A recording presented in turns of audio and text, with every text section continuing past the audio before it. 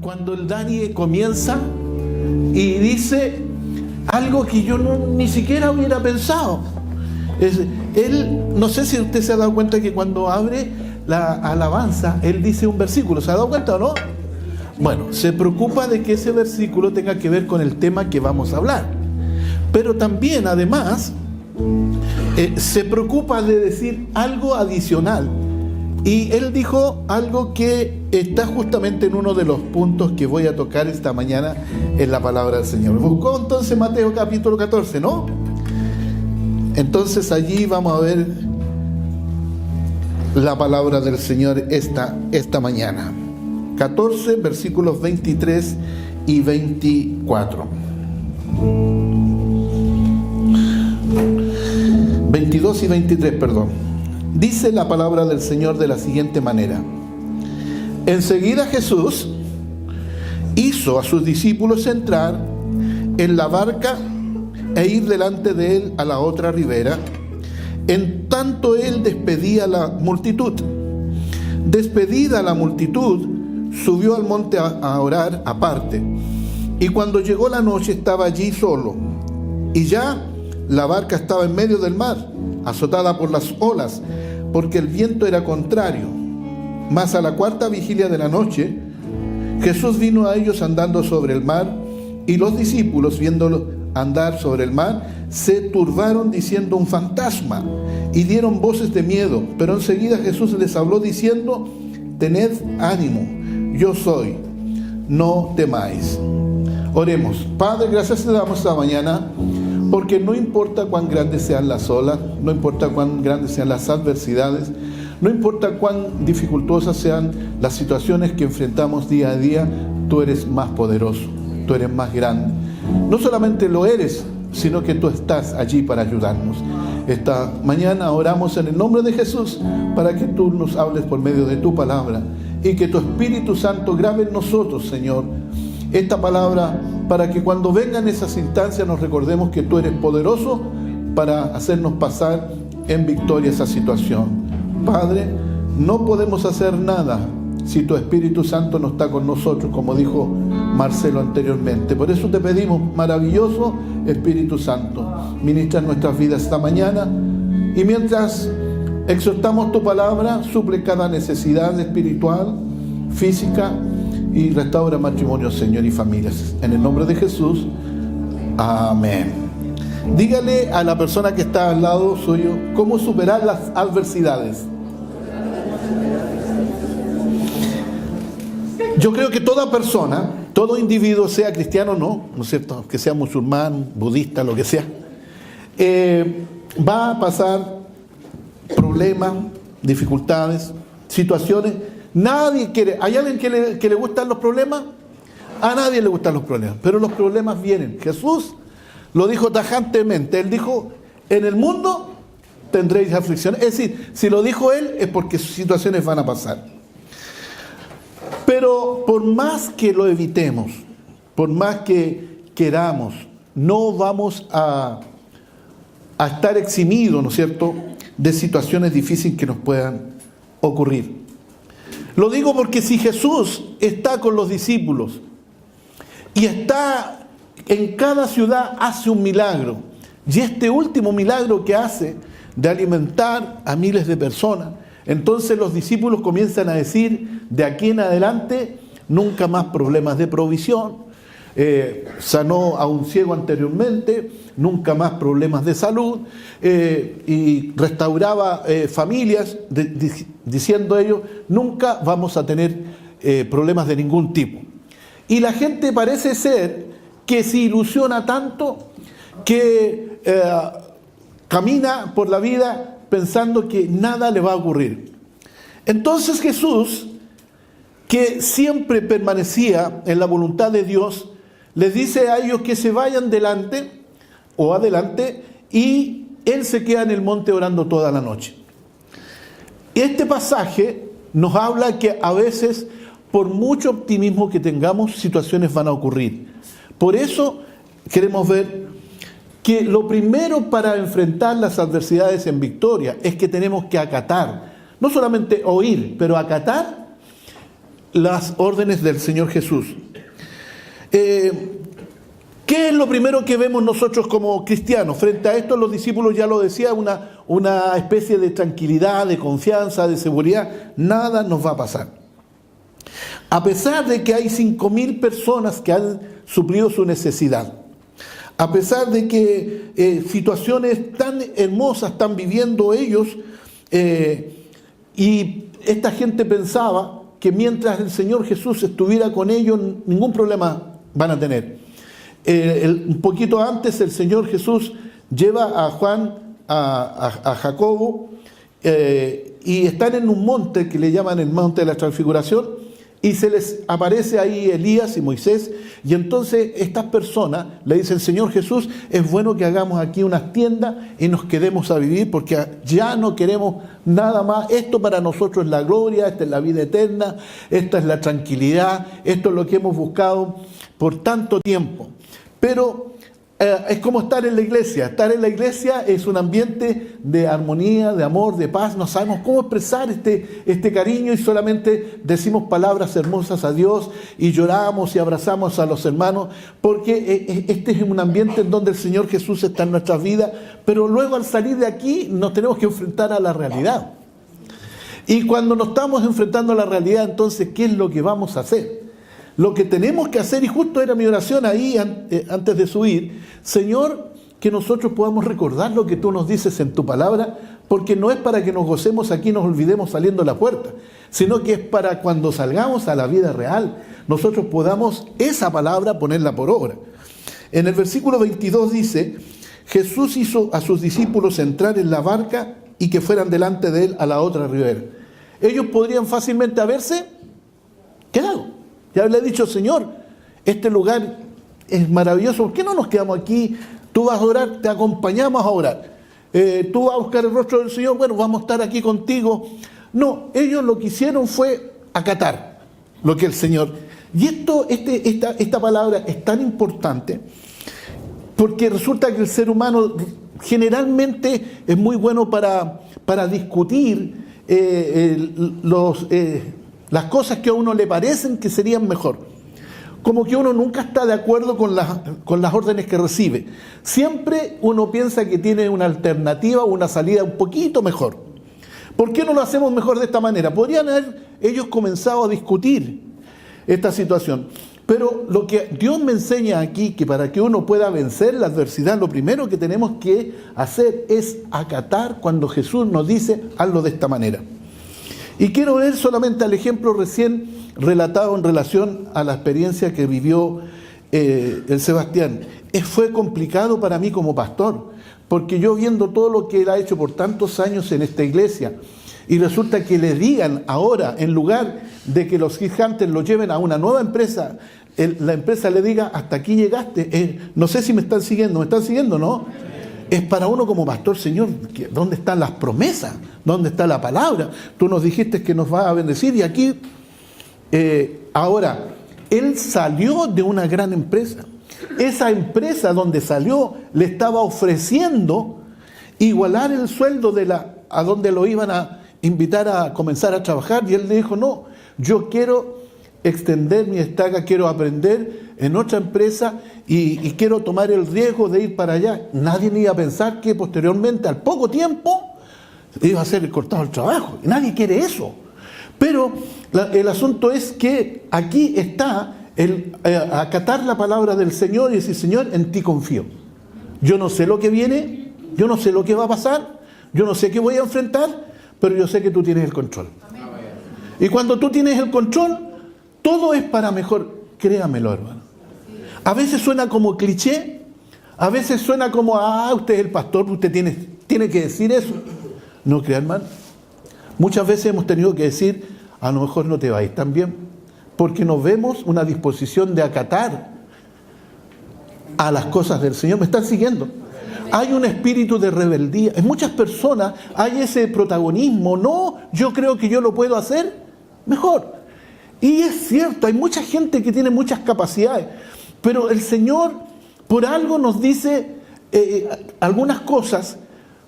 Él podría haber ido fácilmente con los discípulos en la barca. ¿No creen ustedes eso?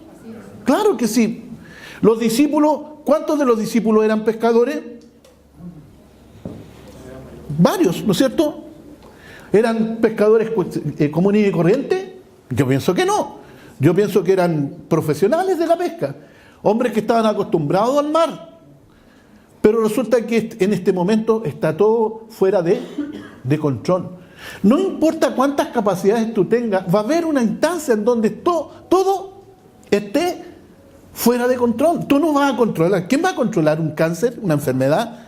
¿Quién va a controlar un problema familiar? Un esposo que se quiera ir, una esposa que se quiera ir. Tenemos un pastor amigo, un líder amigo en Camino de Vida en Perú, y decía, familias restauradas en fin de semana inolvidable. Y decía, después de 1 año y medio que estaban viviendo separados, Dios restauró este matrimonio. ¿Quién lo puede hacer cuando está todo fuera de control humano? ¿Falló el psicólogo? ¿Falló el terapeuta? ¿Falló el no sé quién más? ¿Falló? Todos fallaron, pero Dios no falla. Porque tenemos un Dios que, si somos sensibles, ¿qué es lo que hizo este matrimonio? Acató lo que los líderes le dijeron. Mira, yo creo que esta es tu última oportunidad. Ellos podrían haber dicho, oye, no tenemos ninguna oportunidad, 1 año y medio viviendo separados, no hay ninguna oportunidad. Pero el acatar, el obedecer, el ser sensible al Señor, hace posible que tú puedas superarte en tu vida. Y eso es lo que el Señor nos quiere llamar el día de hoy. Hay tantas cosas que estamos enfrentando y nos agobiamos. ¿Cuál es el mal de este siglo? La depresión, la crisis emocional. ¿Producto de qué? De la preocupación. Diga preocupación. ¿Quién no está preocupado hoy día? Todos están preocupados. Aún la gente que está en el deporte para enfrentar un partido está preocupada porque no saben cómo van a salir. Los equipos donde están los mejores jugadores del mundo, y digo Messi y Ronaldo, y permítanme la analogía, ¿por qué salieron del campeonato? Si eran los mejores. Porque hay instancias en que el ser humano, por muy bueno que sea, no las va a superar. Pero aprovecho de decir, a propósito de eso, que lo he dicho muchas veces, yo quizás es una frase mía, no sé si la escuché o no, pero siempre digo esto, es porque por muy bueno que sea una persona, puede ganar un partido, pero no puede ganar el campeonato. Iglesia, el trabajo que hacemos como iglesia, no lo podemos hacer individualmente, tenemos que hacerlo colectivamente, tenemos que hacerlo como equipo. Aquí van todos los discípulos arriba. Nosotros tenemos que enfrentar el futuro, todos unidos, todos juntos, mancomunadamente, el uno al lado del otro, porque de esa manera nos animamos, nos esforzamos. Hay gente que dice, es mejor que nos quedemos donde estamos. ¿Para qué aventurar? ¿Para qué atreverse? ¿Para qué exponerse? Y vuelvo al FASA. ¿Para qué se iba a exponer él cuando el último headhunter le va a decir, oye, aquí te van a pagar 500 lucas más o 300 lucas más? ¿Para qué exponerse si acá está la seguridad y acá vaya a comenzar? De hecho, comenzó en la otra ahí. Chao, lo echaron. Pero nosotros lo que tenemos que hacer es confiar en que el Señor nos va a ayudar en medio de la tempestad, en medio del problema. Nosotros, aunque tengamos el control muchas veces de muchas cosas, habrán situaciones, instancias en nuestra vida, en nuestra familia, en nuestro hogar, en que no lo podemos controlar todo. Quiero que no olviden nunca esto. El Señor Jesús siempre tiene control de todo. Él está a la diestra de Dios el Padre, intercediendo por cada uno de nosotros para que nos vaya bien. En este caso, Jesús les pidió que salieran de allí, del lugar donde estaban, hacia la otra ribera en Galilea, porque tenía algo mejor para ellos. Y muchas veces ocurre que lo mejor antecede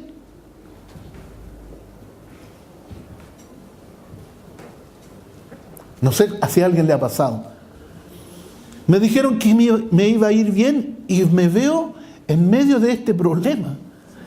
Y en general, no puedo hacer de esto una regla, pero casi siempre ocurre que antes de esa bendición viene como esa instancia de problemas, de dificultades. Él tenía algo mejor en el futuro para ellos, pero los discípulos acataron la orden e iban feliz de la vida hasta cuando estaban mar adentro y empezó la tormenta. El versículo 24 dice: y la barca estaba en medio del mar, azotada por las olas, porque el viento era contrario.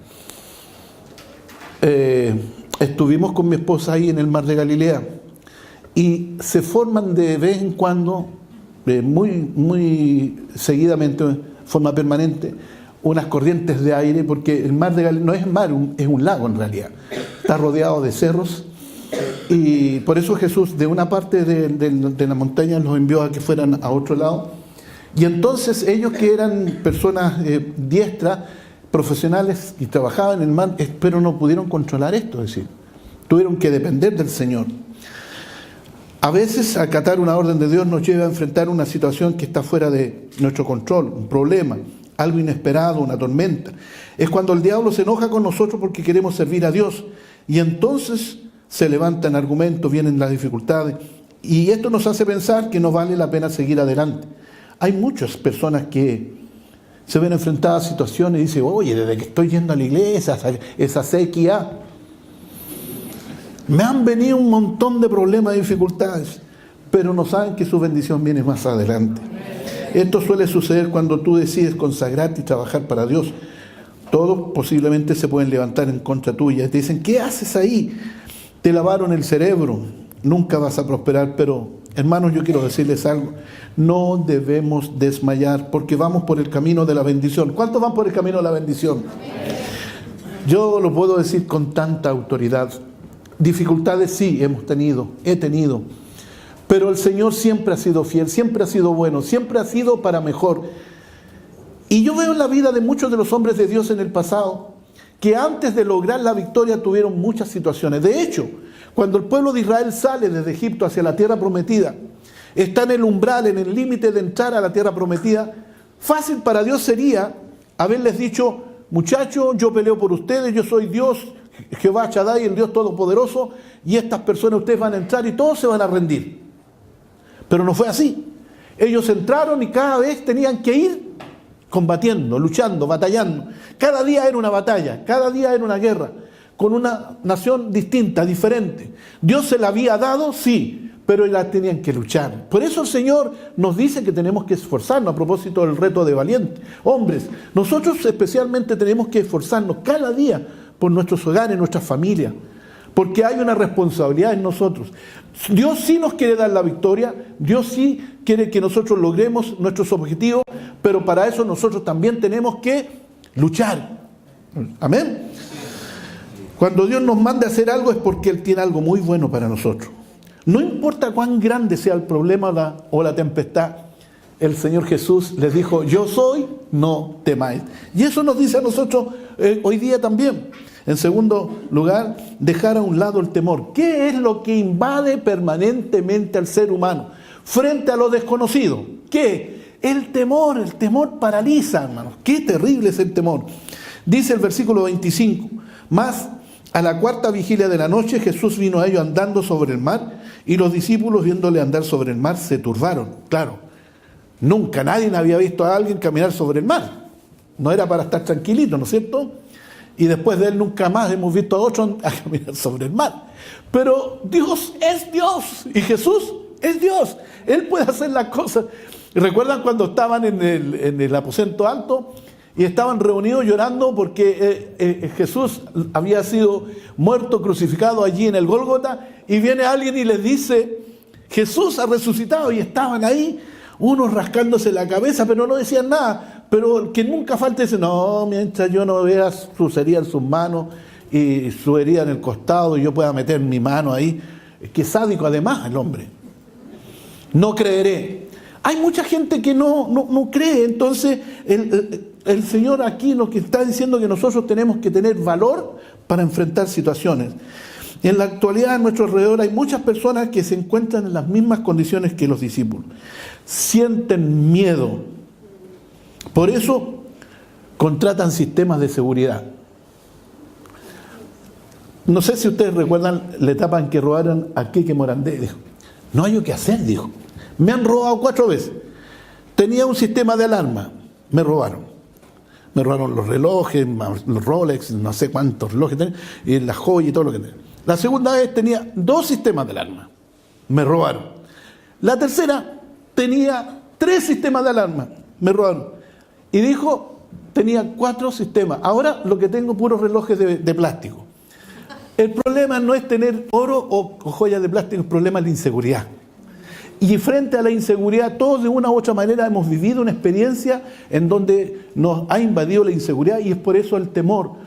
Cada día oramos al Señor en la mañana, Señor, líbrame de todo mal.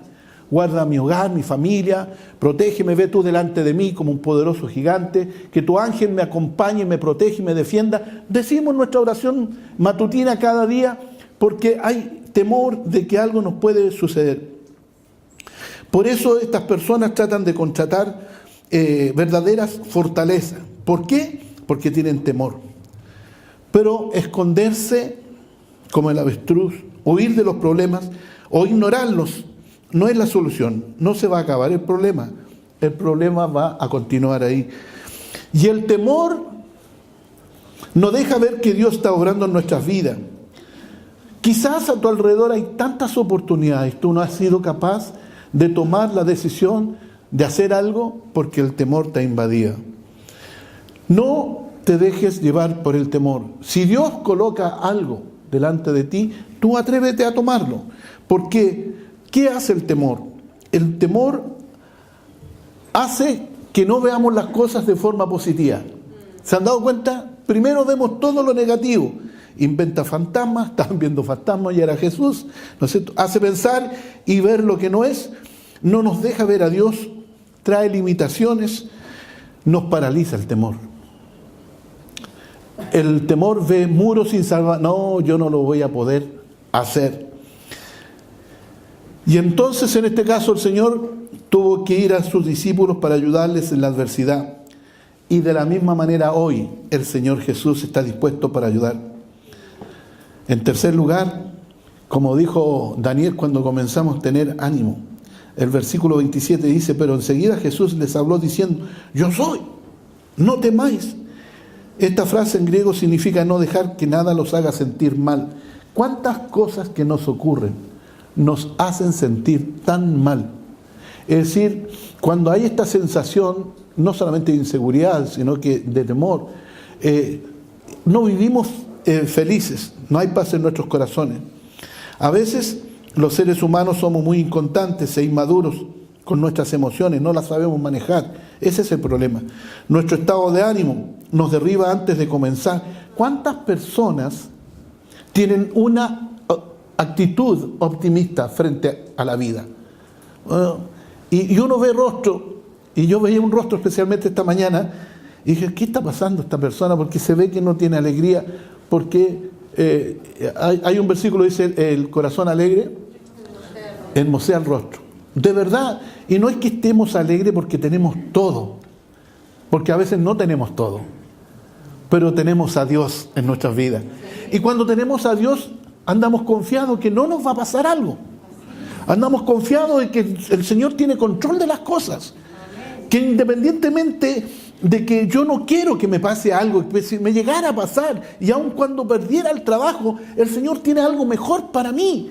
¿Sí? Pero eso no lo entendemos en el momento. Es decir, en el momento cuando el FASA estaba sin trabajo, yo decía, Señor, tú tienes que hacer algo. Me pasó algo con un hermano que ha estado ayudándonos en la casa, y yo decía, y ha estado tantos días ayudándonos, tanto, y gratis. Y me decía, Señor, tú tienes que bendecir a este hombre. Y lo tienes que bendecir, Señor, míralo, todo lo que ha hecho. Yo soy deudor de él.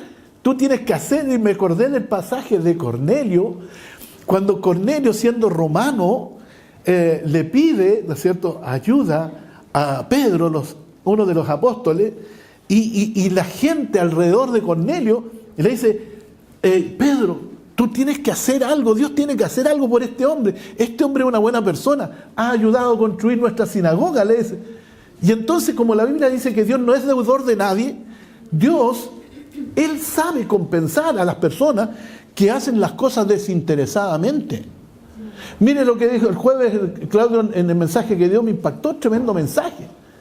Dice, se recordó dentro del contexto de la generosidad. El proverbio dice que el de corazón generoso, usó esa palabra generoso, el de corazón generoso es prosperado.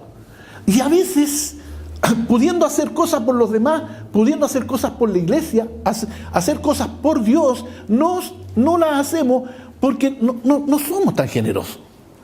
Aquí nosotros lo que estamos viendo es que el Señor lo que quiere es que frente a todas las instancias que podamos vivir, aún podamos en la necesidad dar. Por ejemplo, el FASA estaba aquí casi todos los días, estaba sin trabajo. Y decía, churro, otra vez está aquí, no está trabajando este otro muchacho en la casa. ¿Y cuándo lo irán a llamar? A ver, Dios no sabe que las cosas no están tan bien. ¿Para qué estamos con lecera? ¿Sí o no? Es la realidad. Pero Dios está sobre la realidad. Es que Dios camina sobre las aguas. ¿Me están siguiendo, hermano? Es decir, ¿ha visto a alguien caminar por las aguas? Dios te quiere invitar a que tú también lo hagas. Y Pedro, de hecho, lo hizo. Él caminó.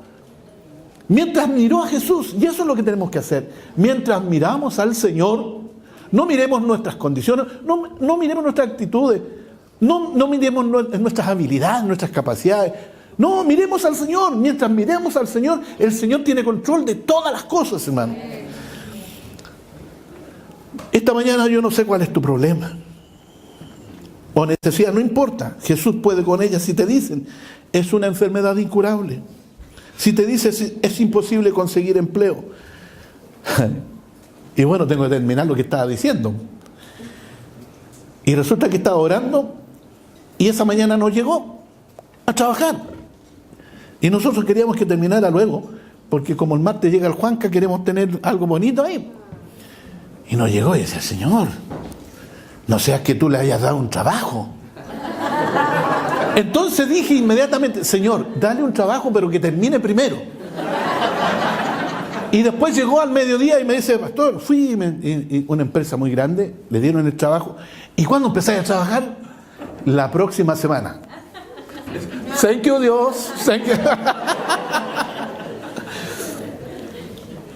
Él aparece cuando Jesús dice, yo soy. Cuando el Señor aparece como el yo soy, el que eras, el que es, y el que va a ser, y el que ha de venir.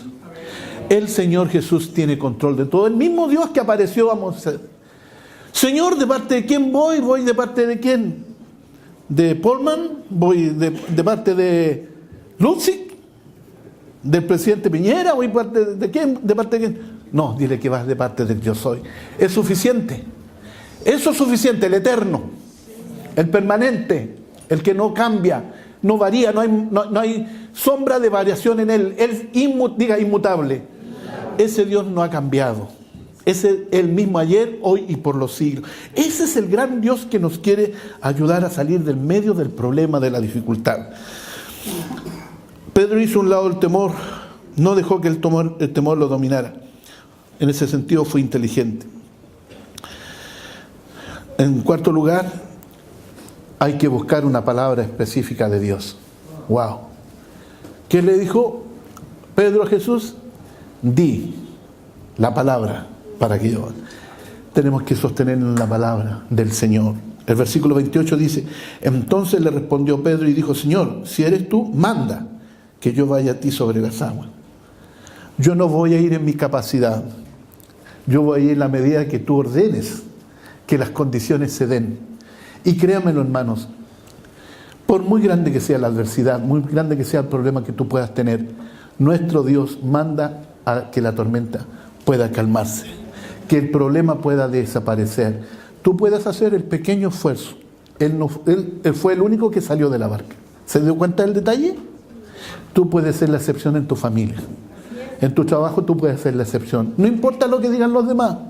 No seas fanático religioso, eres un iluso, no vas a salir. Dios te da la palabra para que tú puedas vencer. Él, cuando escuchó esa palabra, tuvo a qué aferrarse. Aferrarse a Dios lo mejor. ¿Sabe qué? La mujer del flujo de sangre no fue ella, si yo solamente tocare. Si yo solamente tocare. De eso Jesús no sabía. Los discípulos no sabían. Y cuando ocurrió ese hecho, que es de por sí es sobrenatural, Jesús dijo, ¿quién me tocó? Y la gente, las multitudes estaban ahí, pero Señor, ¿cómo no te la tocaste? Hay miles de personas aquí, todos te estamos tocando. Pero hay personas que tocan al Señor con tanta necesidad, que el Señor va a mirar eso. Dice la Biblia que Jesús tuvo compasión de las gentes. Él tuvo compasión, Él tiene compasión, Él tendrá compasión. Yo no sé lo que tú estás viviendo. Yo solamente quiero pedirles que solamente confiemos en el Señor. Adversidades van a venir, problemas van a venir, dificultades van a existir. No las buscamos. Yo no quiero problemas, hermano. A la edad que yo tengo no quiero problemas. Pero ya vieron, ya todavía estoy enfermo de mi nervio ciático. Vienen problemas. Y entre más años tenga, seguramente más problemas. Pero tenemos un Dios poderoso. Tenemos un Señor que nos va a ayudar a pasar las adversidades. Yo no sé qué problemas tienes tú. Yo solamente quiero que tú te pongas de pie esta mañana y digas al Señor con tus propias palabras, Señor, manda que ese problema se vaya. Señor, manda que esa puerta se abra. Señor, manda que mi problema familiar sea solucionado. Señor, manda que mi matrimonio sea restaurado. ¿Le puede expresar con sus propias palabras al Señor esta mañana? Deje a un lado el temor. Deje a un lado todas las cosas que quieren invadirlo, limitarlo, paralizarlo. Y dígale al Señor lo que usted anhela. ¿Por qué no adoramos al Señor con todo nuestro corazón esta mañana?